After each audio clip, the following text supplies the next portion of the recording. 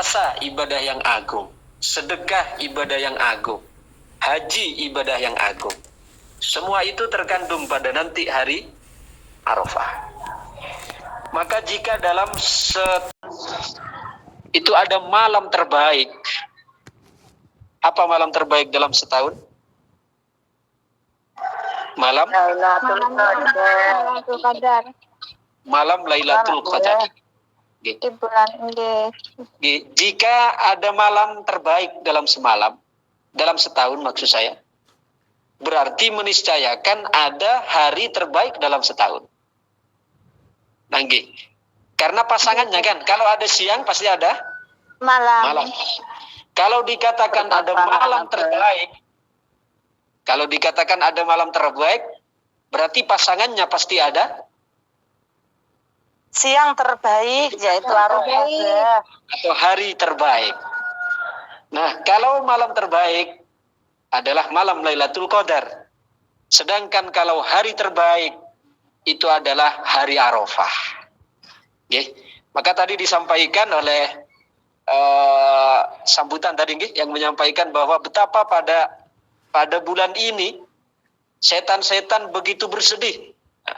Setan-setan begitu berkecil hati karena mereka cemburu terhadap umat Sayyidina Muhammad pada 10 hari pertama bulan Dzulhijjah, utamanya di hari Arafah. Maka kita beruntung. Okay. Kalau Lailatul Qadar itu kan disembunyikan. Gitu. Kalau Lailatul Qadar disembunyikan. Jadi kita tidak tahu persisnya kapan. Tapi kalau hari Arafah enggak. Kalau hari Arafah itu nyata.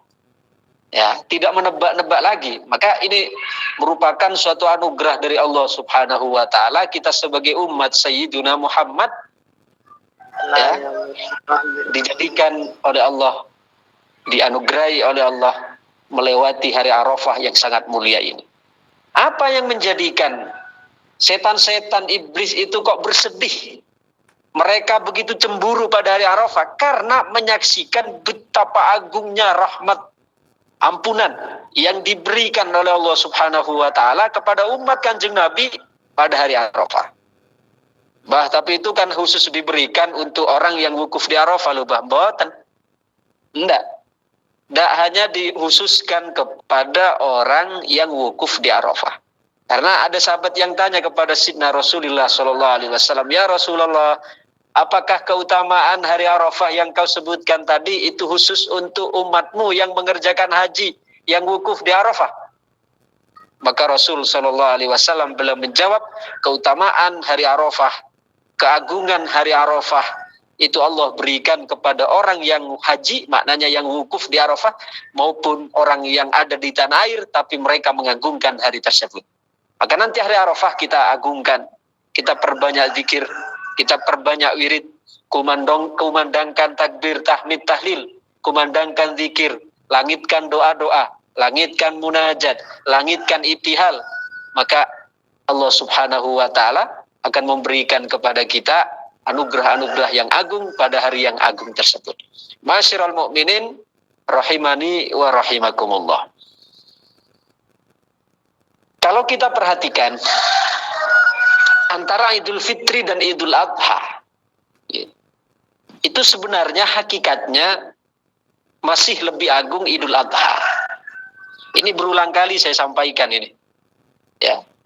Jadi antara Idul Fitri dengan Idul Adha itu sebenarnya masih jauh lebih agung Idul Adha. Lebih agungnya dari mana, Bah? Pertama dari segi waktu. Dari segi waktu agungan lebih besar, lebih agung Idul Adha. Kenapa begitu? Karena kalau Idul Fitri itu hanya 1 hari, tanggal 1 Syawal. Idul Fitri hanya sehari, tanggal 1 Syawal. Oleh karena itu kalau kita misalnya tanggal 2 Syawal kita sudah puasa, itu sudah sah puasanya. Ya. Sedangkan kalau Idul Adha itu waktunya adalah 4 hari. Tanggal 10 tanggal 10 hari raya, tanggal 11 hari tasyrik, tanggal 12 hari tasyrik, tanggal 13 hari tasyrik. Jadi secara waktu lebih agung, lebih besar Idul Adha. Idul Fitri hanya sehari 1 Syawal, sedangkan Idul Adha itu 4 hari, tanggal 10, tanggal 11, tanggal 12, tanggal 13 Zulhijjah. Itu yang pertama dari segi waktu. Yang kedua dari segi pengorbanan. Yang kedua dari segi pengorbanan. Dari segi pengorbanan, kalau Idul Fitri itu pengorbanannya adalah zakat fitrah. Zakat fitrah kemarin Ramadan kemarin itu menggunakan uang 40.000. 40.000 di tempat saya, nggih. Enggak tahu kalau di Taiwan berapa. Diuangkan 100.000, Bang. Taiwan 100.000. Ya, oke lah, kisaran 100.000. Artinya dari segi pengorbanan, Idul Fitri itu pengorbanannya adalah fitrah, zakat fitrah. Ya 100.000, ya 40.000 kemarin di tempat saya. Sedangkan kalau Idul Adha pengorbanannya apa? Haji. Orang yang memiliki kemampuan, punya bekal, ya, kemudian punya kekuatan, maka pengorbanannya adalah haji. Haji itu tidak kurang dari 40 juta sekarang. Itu yang reguler. Kalau yang plus itu 100 juta ke atas. Apalagi furoda. Wah, itu ratusan juta. Nah, artinya yang ingin saya sampaikan, haji, kalau Idul Adha pengorbanannya adalah haji. Ataupun kalau tidak haji, kita punya kelebihan, punya lebih rizki, tidak kuat haji, kita masih diperintahkan untuk berkorban, yaitu korban kalau tidak mampu onta maka sapi, tidak mampu sapi maka kambing, tidak mampu kambing maka ayam.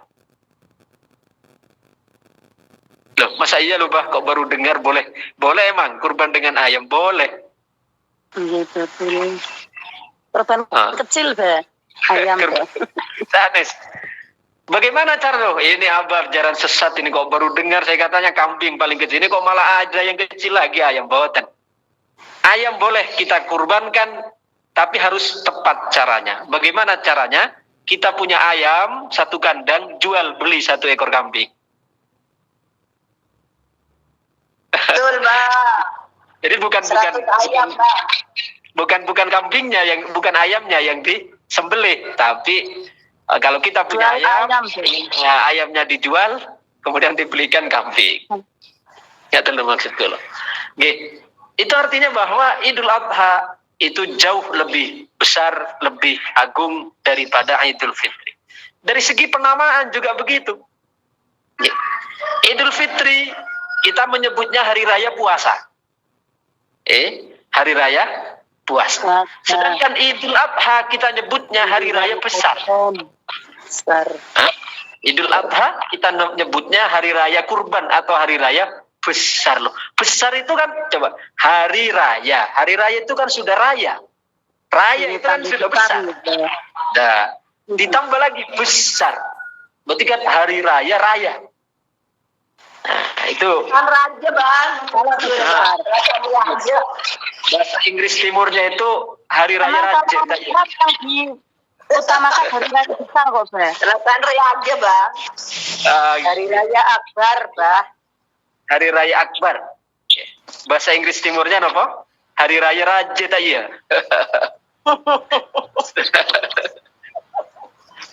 Oke. It's habir. Kemudian selanjutnya, di bulan ini juga, di bulan Zulhijjah, itu Allah Subhanahu wa Ta'ala berkenan mewisuda Sayyid.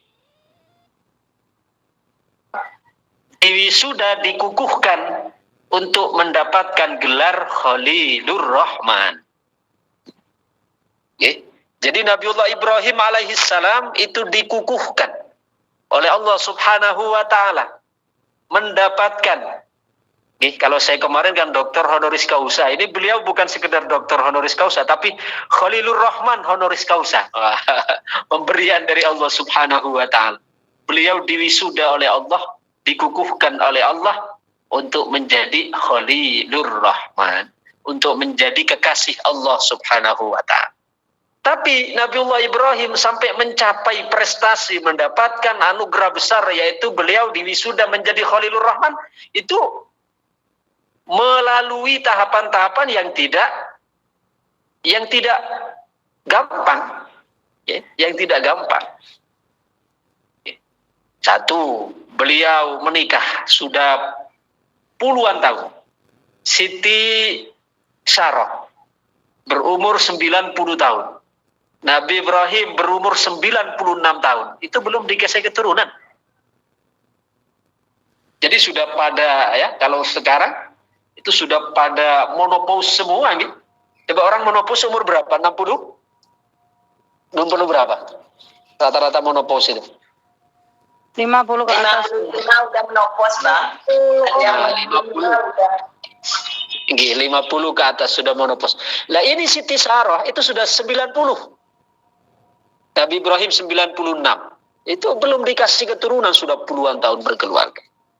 Tapi Nabiullah Ibrahim alaihissalam diuji dengan belum dikasih keturunan oleh Allah, tapi beliau tidak pernah protes sama Allah, tidak pernah. Itu ujian yang pertama, yang kemudian nanti beliau alasan Allah untuk mengukuhkan beliau mendapatkan gelar Khalilur Rahman. Yang kedua, beliau diuji oleh Allah Subhanahu wa Ta'ala, diperintahkan untuk membangun Ka'bah. Diperintahkan untuk membangun Ka'bah. Itu ujian yang kedua. Beliau juga tidak membantah, sam'an wa ta'atan. Kemudian yang ketiga, beliau diuji oleh Allah Subhanahu wa Ta'ala dengan dilemparkan oleh Namrud ke dalam api besar. Yang bahkan disebutkan api itu saking gedenya, kalau disiram air 40 hari itu tidak akan padam. Coba kita bisa bayangkan segede apa apinya. Kalau disiram air 40 hari tidak akan mati. Tapi Nabi Ibrahim alaihissalam beliau tidak protes, beliau tidak kemudian menyalahkan Allah, tidak. Itu yang kedua. Yang ketiga, ketika beliau sudah punya keturunan, ketika menikah dengan Siti Hajar, punya anak umur 7 tahun, Nabi Ismail alaihissalam, itu diperintahkan untuk disembelih. Coba, menikah lama, tidak punya anak, begitu punya anak, langsung disuruh sembelih. Lah ya tindakan yang konyol tah. Lama tidak punya keturunan, begitu punya keturunan disuruh sembelih-sembelih. Ya. Tidak punya keturunan puluhan tahun. Begitu punya keturunan, moro-moro disuruh sembelih. Allah. Ujian yang sangat besar sekali. Ya. Maka Nabiullah Ibrahim alaihissalam menjalankan itu semua, dan beliau lulus sehingga beliau diwisuda oleh Allah Subhanahu wa Ta'ala menjadi Khalilur Rahman, sebagai kekasih Allah Subhanahu wa Ta'ala.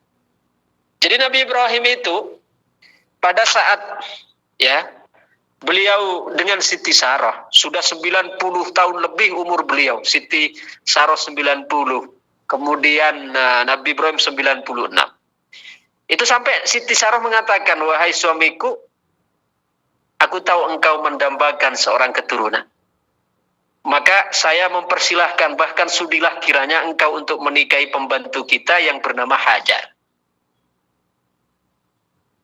Maka kemudian Nabi Ibrahim alaihissalam beliau menikah dengan Siti Hajar alaihissalam. Menikah. Ya hidup masih satu rumah. Nabi Ibrahim, Siti Sarah, Siti Hajar. Beberapa waktu pada saat menikah dengan Siti Hajar hamil. Yang Siti Sarah belum hamil. Maka Nabi Siti Hajar alaihissalam, beliau saking takutnya menyinggung perasaan dari Siti Sarah, Maka Siti Hajar alaihissalam beliau mengikat perutnya agar tidak nampak menonjol. Itu dilakukan demi untuk menjaga perasaan Siti Sarah supaya tidak sakit hati. Karena bagaimanapun kan, sesoleh-solehahnya orang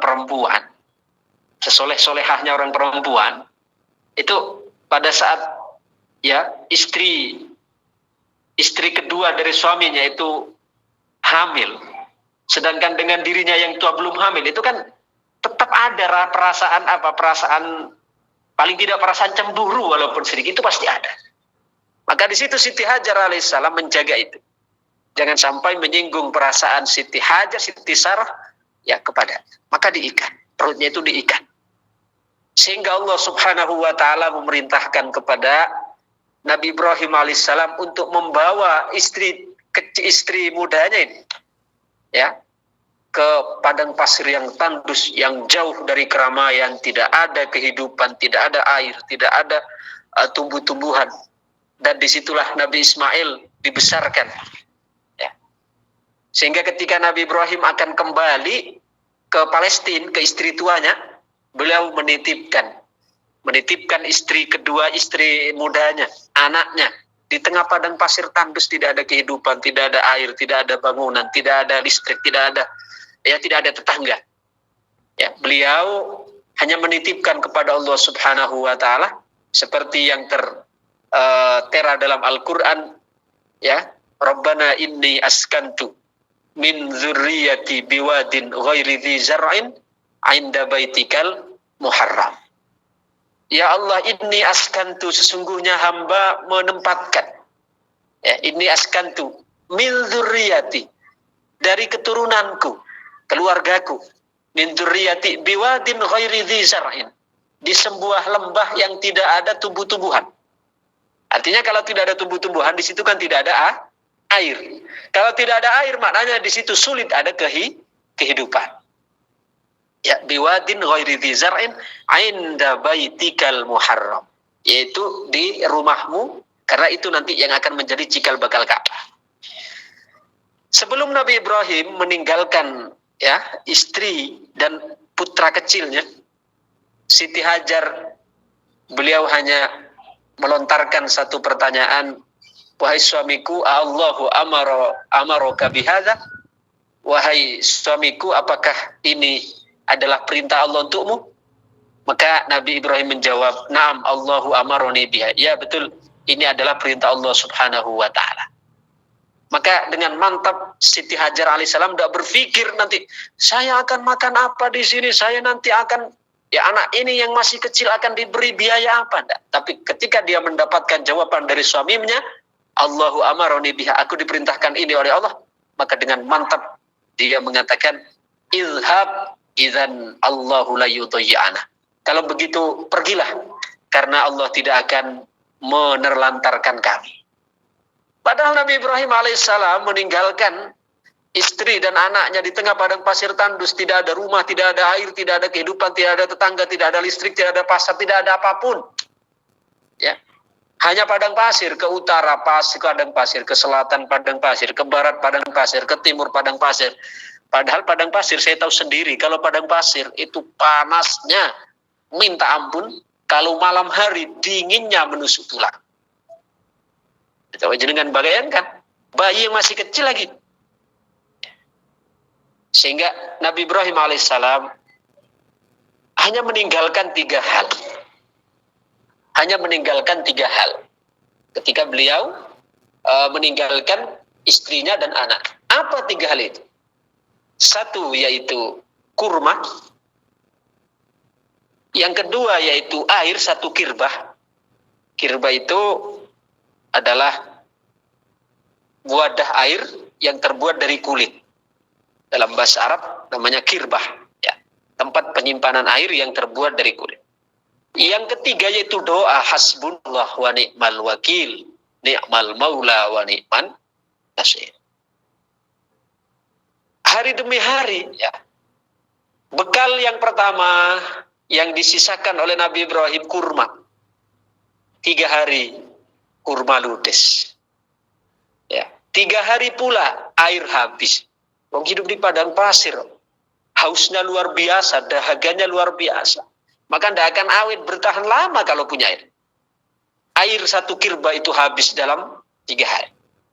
Ketika bekal habis, kurma habis, air habis, yang tidak habis tinggal yang ketiga, yaitu hasbunallah wa ni'mal wakil, ni'mal maula wa ni'man nasir.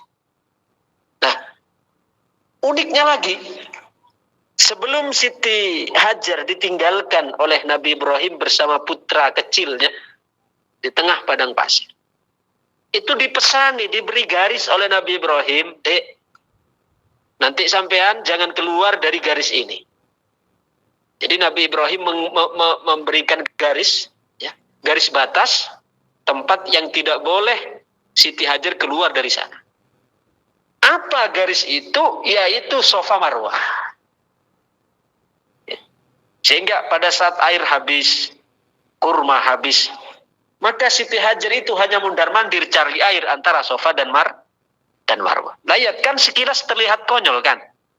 Bagaimana mungkin beliau dari Safa kembali ke Marwah, Marwah kembali ke Safa? Ngapain kan? Logikanya kalau sudah tadi disamperi di situ tidak ada, kemudian dicari lagi untuk putaran yang kedua, itu kan tindakan yang secara logika itu sangat konyol sekali. Tapi sebenarnya di situ Allah Subhanahu wa taala ingin memberikan pelajaran kepada kita semua, yaitu tentang ketaatan seorang istri kepada suami. Karena memang Nabi Ibrahim tadi memerintahkan jangan keluar dari garis ini. Ya.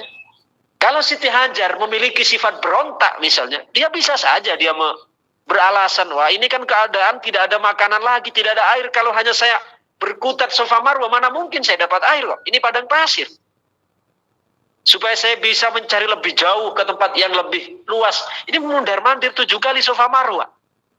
Tapi itulah buah ketaatan dari wanita solihah. Ketaatannya kepada suami itu membuahkan akhirnya apa? Menyumberlah, ya, memancarlah mata air dari hempasan kaki Ismail alaihissalam. Buah dari apa ini?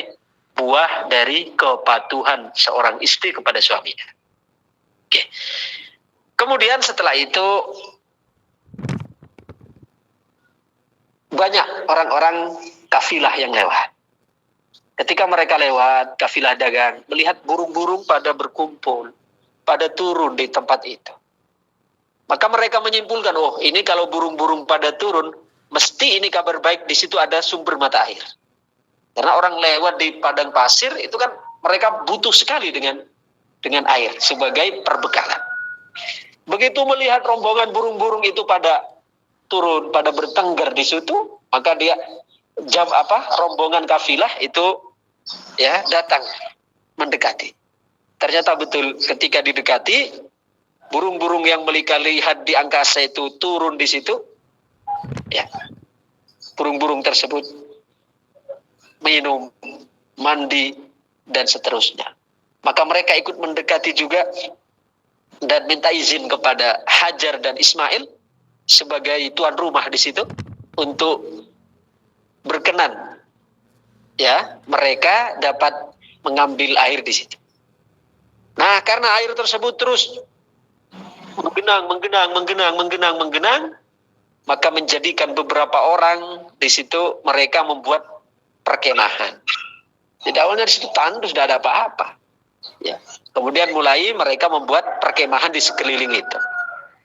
Setelah ya dibuat tenda, lama-lama mereka membuat perumahan semi permanen. Lama-lama mereka membuat bangunan yang kemudian singkat cerita jadilah tempat itu tempat yang ramai akhirnya.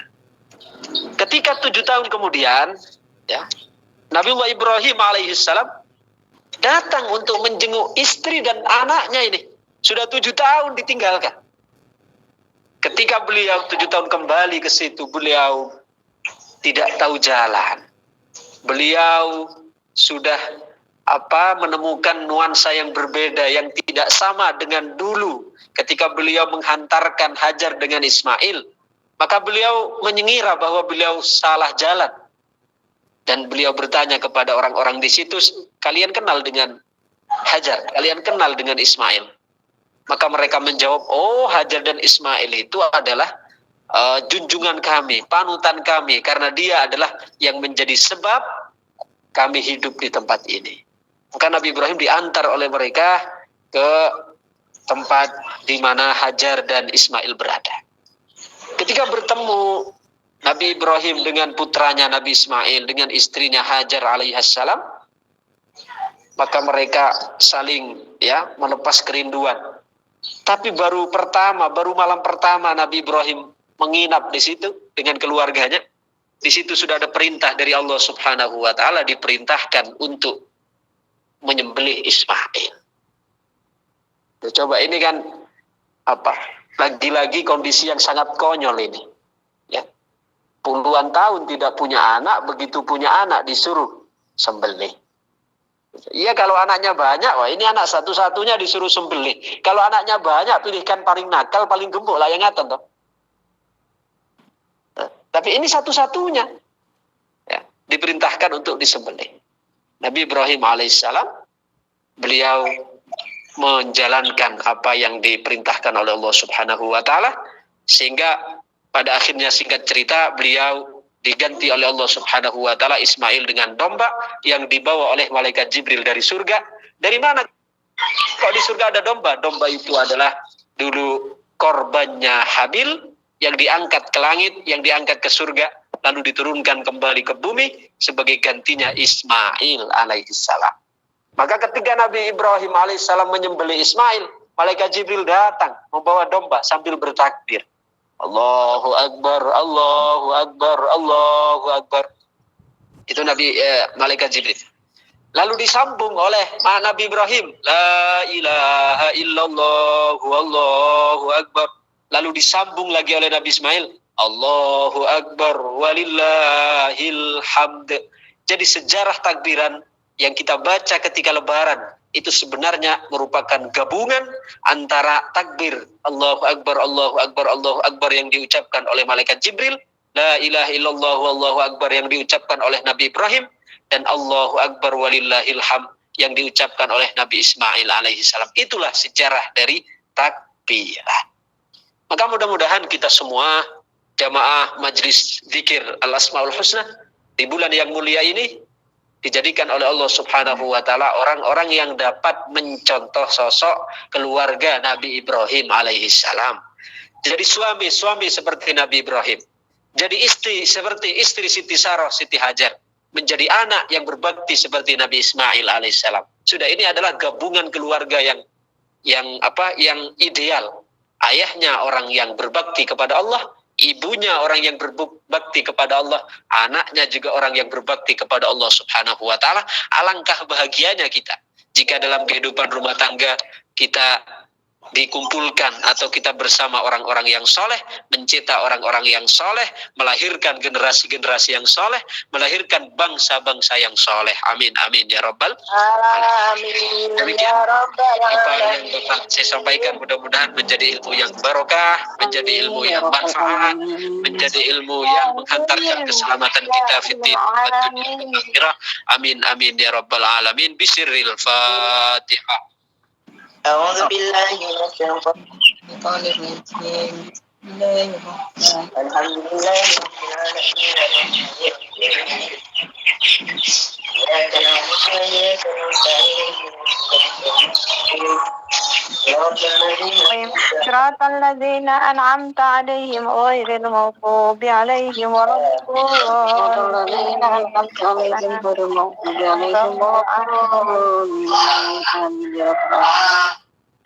Demikian, sebagai manusia tentu tidak lepas dari salah dan lupa, kesalahan dan kekurangan mohon dimaafkan. Segala perhatian terima kasih. Allahumma salli wa sallim wa barik ala Sayyidina Muhammad wa ala alihi wa sahbihi wa barik wa sallim ajma'in. Amin ya Allah. Alhamdulillahi rabbil alamin hamdan.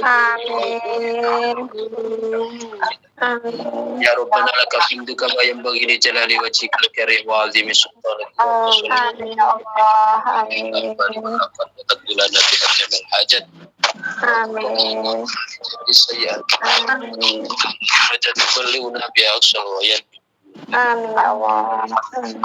ربنا ظلمنا أنفسنا وإن لم تغفر لنا وترحمنا لنكونن من الخاسرين ربنا آتنا من لدنك رحمة وهيئ لنا من أمرنا ربنا آتنا في الدنيا حسنة وفي الآخرة حسنة وقنا عذاب النار اللهم أرنا الحق حقا وارزقنا اتباعه